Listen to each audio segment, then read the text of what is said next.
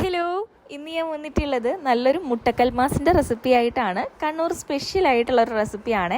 അപ്പോൾ ഇത് പ്രിപ്പയർ ചെയ്യാനായിട്ട് ഞാൻ അടുപ്പത്തോട്ടൊരു പാത്രം വെച്ചിട്ടുണ്ട്. അതിലേക്ക് ഒരു 1.5 ടേബിൾ സ്പൂണോളം സൺഫ്ലവർ ഓയിൽ ഒഴിച്ചു കൊടുത്തിട്ടുണ്ട്. ഇതിലേക്ക് ഒരു 2 മീഡിയം സൈസിലുള്ള സവാള പൊടിപൊടിയായിട്ട് അരിഞ്ഞത് ചേർത്ത് കൊടുത്തിട്ടുണ്ട്. ഇതിലേക്ക് ആവശ്യത്തിനുള്ള ഉപ്പും കുറച്ച് കറിവേപ്പില പൊടിപൊടിയായിട്ട് അരിഞ്ഞതും ചേർത്ത് നന്നായിട്ട് തന്നെ വഴറ്റിയെടുക്കുക. ഉള്ളിയുടെ നിറമൊക്കെ മാറി വരുന്നത് വരെ വഴറ്റിയെടുക്കുക. ഇനി ഇതിലേക്ക് ഇഞ്ചി, വെളുത്തുള്ളി, പച്ചമുളക് പേസ്റ്റാണ് ചേർത്ത് കൊടുക്കേണ്ടത്. അതൊരു 2 ടീസ്പൂണോളം ചേർത്തിട്ട് നന്നായിട്ട് തന്നെ വഴറ്റിയെടുക്കുക. ഇനി ഇതിലേക്ക് 1/2 ടീസ്പൂൺ മഞ്ഞൾപ്പൊടി, 1 ടീസ്പൂൺ മുളക് പൊടി, 1 ടീസ്പൂൺ തന്നെ മല്ലിപ്പൊടി, 1/2 ടീസ്പൂൺ തന്നെ ഗരം മസാലപ്പൊടി, ഇത്രയും പൊടികൾ ചേർത്തിട്ട് നന്നായിട്ട് ഇതൊന്ന് ഇളക്കിയെടുക്കുക. അതിൻ്റെ പച്ചക്കുത്ത് മാറുന്നത് വരെ ഒന്ന് വഴറ്റിയെടുത്തതിന് ശേഷം ഇനി ഇതിലേക്ക് ഒരു 3-4 ടേബിൾ സ്പൂൺ വെള്ളം ചേർത്ത് കൊടുക്കുക കേട്ടോ. അതും കൂടി ചേർത്ത് എല്ലാം കൂടി ഇളക്കി യോജിപ്പിച്ച് ഒരു 2 മിനിറ്റ് വെയിറ്റ് ചെയ്യുക. അതിനുശേഷം നമ്മൾ പുഴുങ്ങി വെച്ചിരിക്കുന്ന ഒരു 4 മുട്ട പൊടിപൊടിയായിട്ട് അരിഞ്ഞത് ഇതിലേക്ക് ചേർത്ത് കൊടുക്കുക. ഈ ഒരു സൈസിലാണ് ഞാനിവിടെ കട്ട് ചെയ്തെടുത്തിട്ടുള്ളത്. നന്നായിട്ട് ഇതൊന്ന് ഇളക്കി യോജിപ്പിക്കുക കേട്ടോ. നമ്മുടെ മുട്ട പപ്സിൻ്റെയൊക്കെ ആ ഒരു മസാല പോലെയാണ് ഞാനിത് പ്രിപ്പയർ ചെയ്തെടുത്തിട്ടുള്ളത്. നല്ല ടേസ്റ്റി ആയിട്ടുള്ളൊരു മസാലയാണ്. അപ്പോൾ ഇവിടെ മസാല റെഡി ആയിട്ടുണ്ട്.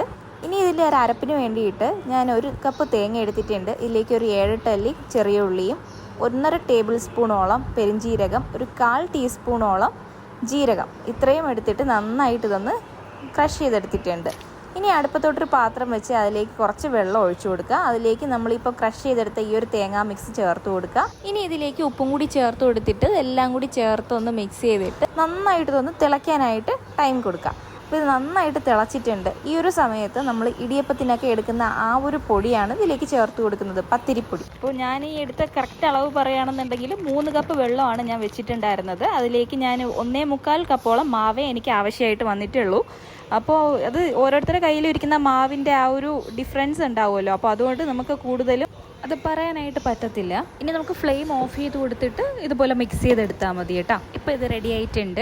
ചൂടാറാനായിട്ട് കുറച്ച് നേരം ഒന്ന് വെയിറ്റ് ചെയ്യാം. നമുക്ക് തിരുമ്മി എടുക്കാൻ പറ്റുന്ന ആ ഒരു ചൂടെത്തുന്നത് വരെ നമുക്ക് മൂടി വെച്ച് കൊടുക്കാം. ഇതിപ്പോൾ നല്ല ചെറിയ ചൂടേ ഉള്ളൂ. അപ്പോൾ നമുക്ക് ഇപ്പോൾ നന്നായിട്ട് ഇതൊന്ന് കുഴച്ചെടുക്കാം. ഇപ്പോൾ കയ്യിലൊക്കെ ഇങ്ങനെ മാവ് ഒട്ടിപ്പിടിക്കുന്നുണ്ടെങ്കിൽ കുറച്ച് വെളിച്ചെണ്ണ ഒരു പാത്രത്തിൽ എടുത്ത് വെച്ചിട്ട് അത് നന്നായിട്ടൊന്ന് കൈമുക്കുക. നന്നായിട്ട് കയ്യിൽ എല്ലാ ഭാഗത്തും ഒന്ന് വെളിച്ചെണ്ണ പറ്റിച്ചതിന് ശേഷം നന്നായിട്ട് വിരവിയെടുത്താൽ മതി. അപ്പോൾ കയ്യിലൊന്നും മാവ് പറ്റാണ്ട് തന്നെ നമുക്കത് കുഴച്ചെടുക്കാനായിട്ട് പറ്റും.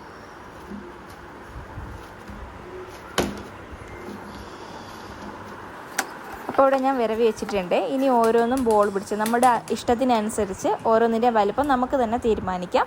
അപ്പോൾ ഞാനിവിടെ ഒരു ബോൾ എടുത്തിട്ടുണ്ട്. എനിക്ക് ഈ ഒരു വലിപ്പത്തിനുള്ള കൽമാസ് മതി. അപ്പോൾ ഞാൻ ഇങ്ങനെ ഒന്ന് പ്രസ് ചെയ്ത് കൊടുത്തിട്ട് കയ്യിൽ കുറച്ച് വെളിച്ചെണ്ണ തേച്ചിട്ടാണ് ഇതുപോലെ ഒന്ന് കൈ വിരൽ വെച്ചിട്ട് ഒന്ന് പ്രസ് ചെയ്ത് കൊടുക്കും.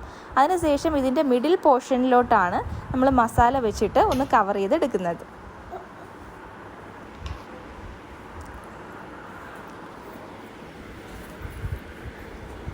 അതിനുശേഷം ഇതുപോലെ ഒന്ന് മടക്കിയെടുക്കുക. കൽമാസ് എപ്പോഴും ഉന്നക്കായയുടെ ഷേപ്പിൽ വേണം ചെയ്തെടുക്കാനായിട്ട്. അപ്പോൾ ഈ സൈഡ് ഒന്ന് ഒട്ടിച്ചു കൊടുത്തതിന് ശേഷം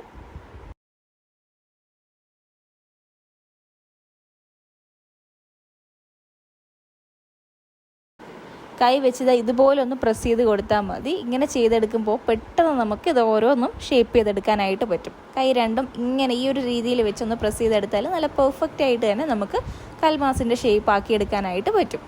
അപ്പോൾ ഇതെല്ലാം ഞാൻ ഇവിടെ വെച്ചിട്ടുണ്ട്. ഇനി ഇതൊന്ന് നന്നായിട്ടൊന്ന് സ്റ്റീം ചെയ്തെടുക്കണം. അപ്പോൾ അതിനായിട്ട് ഞാൻ ഇഡ്ഡലി കുട്ടത്തിനകത്തോട്ട് ഇതെല്ലാം ഒന്ന് വെച്ച് കൊടുത്തിട്ടുണ്ട്.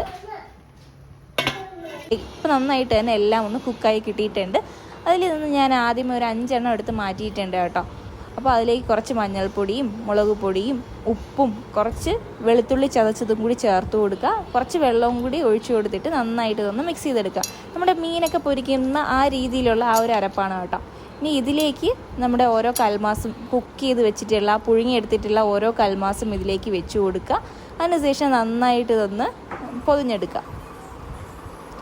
അരപ്പ് എല്ലാ ഭാഗത്തും എത്തുന്ന രീതിയിൽ നന്നായിട്ടൊന്ന് തേച്ചെടുത്തിട്ട് വേണം നമ്മളിത് ഓരോന്നും ജസ്റ്റ് ഒന്ന് തിരിച്ചു മറിച്ചിട്ടൊന്ന് ഫ്രൈ ചെയ്തെടുക്കാനായിട്ട്.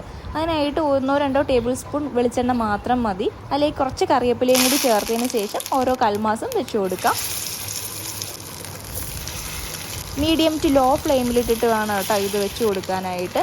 ആ രീതിയിൽ തന്നെ ഇട്ടൊന്ന് കുക്ക് ചെയ്തെടുത്താൽ മതി. പെട്ടെന്ന് തന്നെ ആകും. ജസ്റ്റ് അങ്ങോട്ടും ഇങ്ങോട്ടും ഒന്ന് ഫ്രൈ ചെയ്തെടുത്താൽ നമ്മുടെ കണ്ണൂർ സ്റ്റൈലിലുള്ള മുട്ട കൽമാസ് റെഡി ആയിട്ടുണ്ട്. അപ്പോൾ ഇതെല്ലാവർക്കും ചെയ്തെടുക്കാൻ പറ്റും. നല്ല ടേസ്റ്റിയുമാണ്. വീട്ടിലെപ്പോഴും ഉള്ള സാധനങ്ങൾ വെച്ചിട്ട് മാത്രമാണ് ചെയ്തെടുത്തിട്ടുള്ളത്. ഒന്നും തന്നെ സ്പെഷ്യലും അല്ല. അപ്പോൾ ഇതെല്ലാവരും ട്രൈ ചെയ്ത് നോക്കുക. വീഡിയോ ഇഷ്ടമായിട്ടുണ്ടെങ്കിൽ സബ്സ്ക്രൈബ് ചെയ്യാത്തവരൊന്ന് സബ്സ്ക്രൈബ് ചെയ്ത് കൂടെയുള്ള ബെല്ലൈക്കണും കൂടി ഒന്ന് പ്രസ് ചെയ്തും സപ്പോർട്ട് ചെയ്തേക്കണേ.